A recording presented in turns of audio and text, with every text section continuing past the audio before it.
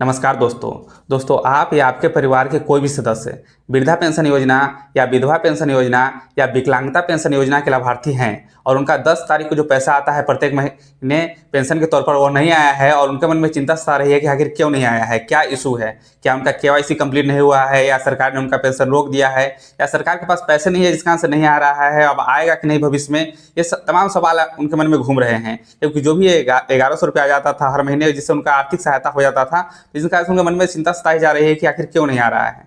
तो तमाम सवालों के जवाब देंगे जिसमें आपको यही बताएंगे कि क्या आपका केवाईसी इशू है या सरकार ने क्यों रोक दिया है, क्या आपका पैसा आएगा या नहीं आएगा, संपूर्ण जानकारी देंगे। इस वीडियो में बिल्कुल अंत तक में रहिएगा तभी पूरा जानकारी आपको मिल पाएगा। और वीडियो अच्छा लगे तो वीडियो को लाइक करके दोस्तों को भी शेयर कर दीजिए जिससे सभी लोगों के पास जानकारी पहुंच जाएगा। और इस तरह का अपडेट पाते रहने के लिए हमारे चैनल को सब्सक्राइब करके बेल आइकन को ऑन कर लीजिएगा। चलिए दोस्तों बताते हैं क्या क्या अपडेट हैं इस विषय में।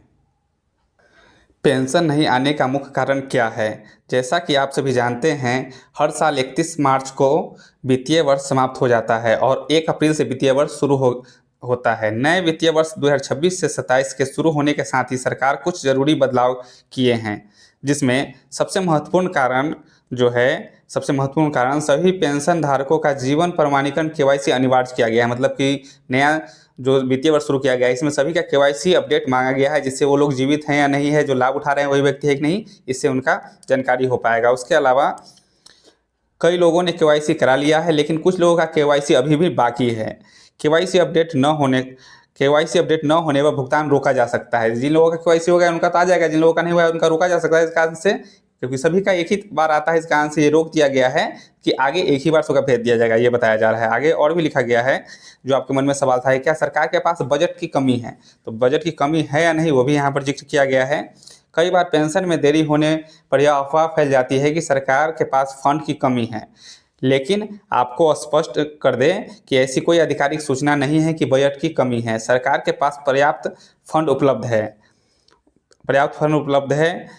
देरी का कारण केवल तकनीकी और प्रशासनिक प्रक्रिया है। मतलब या तकनीकी कारण, मतलब केवाईसी अपडेट सबका हो जाएगा तब भेजा जाएगा, और कुछ जो वित्तीय वर्ष चेंज होता है तो इस कारण से कुछ प्रशासनिक प्रक्रियाएँ होती है, इस कारण से उस महीने पेंशन में लेट होता है। पर उसके अलावा बताया जा रहा है भुगतान में देरी क्यों हुआ है। और भी कारण है भुगतान में देरी होने का। पेंशन में देरी के पीछे मुख्य कारण नए वित्तीय वर्ष की शुरुआत, केवाईसी डेटा का अपडेट होना, भुगतान प्रणाली में पेमेंट साइकिल का रिसेट। जब वित्तीय वर्ष शुरू होता है तो पेमेंट साइकिल को रिसेट किया जाता है, इस कारण से भी समस्या उत्पन्न होती है।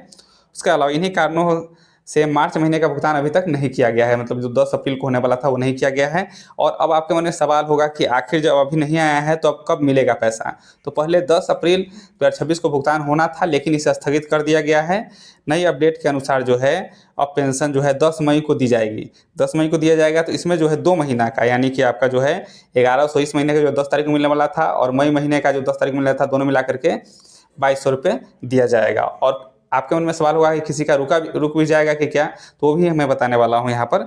और सलाह भी दिया जाता है पेंशनधारियों को कि पेंशन भोगियों के लिए कुछ ज़रूरी सलाह है, क्योंकि वो लोग चिंता में हैं, क्योंकि उनको आर्थिक सहायता इस माध्यम से मिल जाता था और ये नहीं आ रहा है, तो उनके मन में बहुत सारा सवाल सता रहे हैं। इस कारण से बैंक या सरकारी कार्यालय में जाकर के वो भीड़ भाड़ लगा रहे हैं जाँच के लिए, तो उन्हें भीड़ भाड़ नहीं से बचना चाहिए, उन्हें इंतजार करना चाहिए। उसके बाद कहा जा रहा है धैर्य रखें। अगर आपने अपना केवाईसी करवा लिया है तो 10 मई तक का इंतजार करें।